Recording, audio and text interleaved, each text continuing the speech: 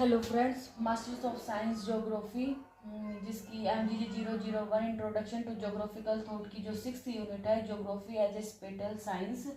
तो इसके बारे में सर ने कुछ खास नहीं बताया, बस थोड़ा सा बताया है।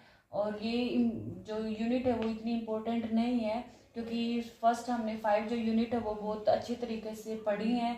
तो जो भी क्वेश्चंस आएंगे तो ये इन्हीं 5 यूनिट हैं, उन्हीं में से आ जाएगा। लेकिन फिर भी हम ये यूनिट कर लेते हैं। जो स्पेटल साइंस है उसके अंतर्गत स्पेस प्लस प्लेस को रिप्रेजेंट किया गया है। इन दोनों का अगर डिफाइन किया जाए तो स्पेस एज ए यूनिवर्स और प्लेस मतलब कोई भी रीजन एरिया। तो इन दोनों का कोरिलेशन ज्योग्राफी की बहुत सारे जो प्रोसेस होते हैं, ज्योग्राफी प्रोसेस, उसको रिप्रेजेंट करता है। तो अगर हम स्पेस की डेफिनेशन लें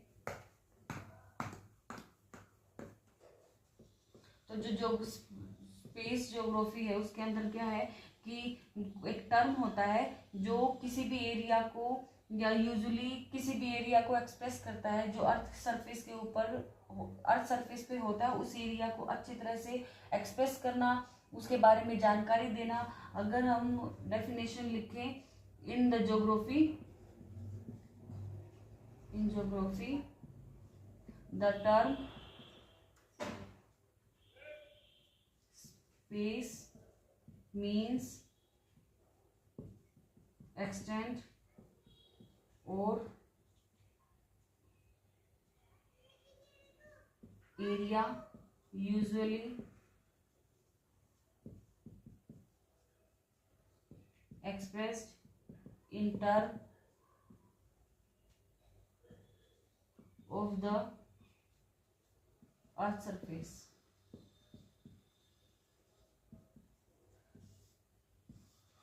तो ये जो ज्योग्राफी को मतलब रिप्रेजेंट करना, उनके बीच में मतलब कि रिलेशन को बताना, चाहे वो सोशल इकोनॉमिक हो, चाहे एक्सपेरिमेंटल यानी कल्चर स्पेस से रिलेटेड हो, तो उनके सिचुएशन के आधार पर उनके रीजन, उनके पैटर्न के अकॉर्डिंग जो हमारा ये है मतलब कि रीजन को मतलब स्पेस को मतलब रिप्रेजेंट करना होता है। इसको स्पेस को है ना मेजर करने के लिए 3 टाइप्स में इसको डिवाइड किया गया है। पहला टाइप है वो है एब्सोल्यूट स्पेस, जिसके अंदर वो सभी मैथमेटिकल टेक्निक्स आते हैं। इसके साथ साथ हो गया रिलेटिव स्पेस। इसमें ज्योग्राफिकल जो इंफॉर्मेशन की जो टेक्नोलॉजी है वो भी शामिल की ली जाती है। रिलेटिव स्पेस के अंदर जो सोशियो प्लस इकोनॉमिक, एक्सपेरिमेंटल जो एक्टिविटीज है उनको शामिल किया जाता है। फिर है कोग्निटिव स्पेस, जिसके अंतर्गत ह्यूमन फीलिंग्स, वैल्यूज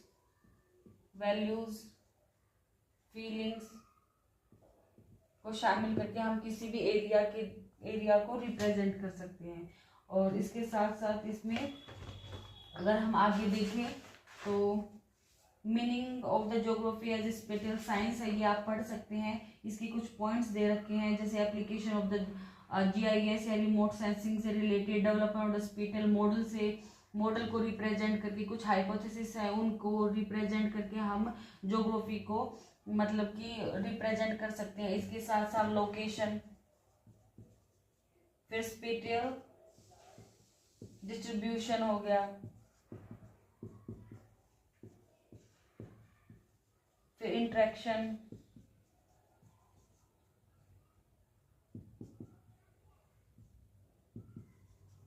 फिर डिफ्यूजन,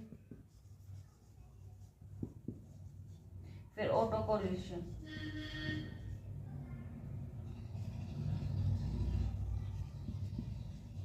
ये सभी है ना मतलब कि ह्यूमन का नेचुरल का को रिप्रेजेंट करता है। और अर्थ सरफेस के ऊपर जितनी भी चीज़ें हैं उनको इन 3 चीज़ों के अकॉर्डिंग 3 चीज़ों से रिप्रेजेंट करता है। एक एब्सोल्यूट है, एक रिलेटिव है, एक कॉग्निटिव है। इसके साथ साथ किस आधार पर करता है, वो है लोकेशन है, डिस्ट्रीब्यूशन है, इंटरेक्शन है, डिफ्यूजन है, ये ऑटो कोरिलेशन है। इसके साथ साथ फिर है ना स्पेस और प्लेस के बारे में बताया गया, ये इतना इम्पोर्टेंट नहीं है। फिर टेरिटोरियलिटी है, इसमें कुछ कुछ पॉइंट है वो आप याद कर लेना, वो भी इतना इम्पोर्टेंट नहीं है। फिर है ग्लोबलाइजेशन एंड स्पेटल क्या है इंटरडिपेंडेंस। हाँ, जो ग्लोबलाइजेशन है उसमें कैसे हम मतलब कि जो हमारी स्पेटियल जो थ्योरी है उसको रिप्रेजेंट कर सकते हैं। तो उसके साथ साथ कुछ अदर फैक्टर हैं, जैसे कि इकोनॉमिक फैक्टर, फाइनेंशियल फैक्टर हो गया, cultural, political, legal, social, technological, geographical, ecological, ये सभी कुछ टर्म हैं जो हमें याद करने होंगे। फिर जेंडर, स्पेस एंड प्लेस से रिलेटेड कुछ खास इम्पोर्टेंट नहीं रखता है, ये सब बस इतना ही है। बस इस थ्योरी में हम इतना ही करेंगे। और ये आपका जो बुक है ये कंप्लीट हो गया, इसकी जो 6 थ्योरी थी वो कंप्लीट हो गई है। और ये जो 6 नंबर की थ्योरी है वो इतनी इंपॉर्टेंट नहीं है, एक क्वेश्चन आ सकता है इसमें इससे भी, लेकिन फिर भी 5 यूनिट हम अच्छे से कर लेंगे। अगर 6 यूनिट ना नहीं भी करेंगे तो कोई कुछ खास बात नहीं होगी, हमारे इतने मार्क्स तो आ ही जाएंगे 5 यूनिट से। 5 यूनिट से 5 क्वेश्चन करने हैं हमें, 50 नंबर की मतलब कि मार्क्स वो क्वेश्चन पेपर आता है। तो 5 क्वेश्चन अगर हम कर लेंगे तो अगर हर क्वेश्चन में 7 या 8 मार्क्स भी मिल जाएंगे तो हमारे पास मार्क्स हो जाएंगे। लेकिन हमें 50 क्वेश्चन में से 25 क्वेश्चन मिनिमम लाने ही पड़ेंगे, अदरवाइज हमारा बैक लग सकता है। तो ये हमारी सारी यूनिट है ये कंप्लीट हो गई। कल से हम एक अलग से यूनिट शुरू करेंगे। Thank you.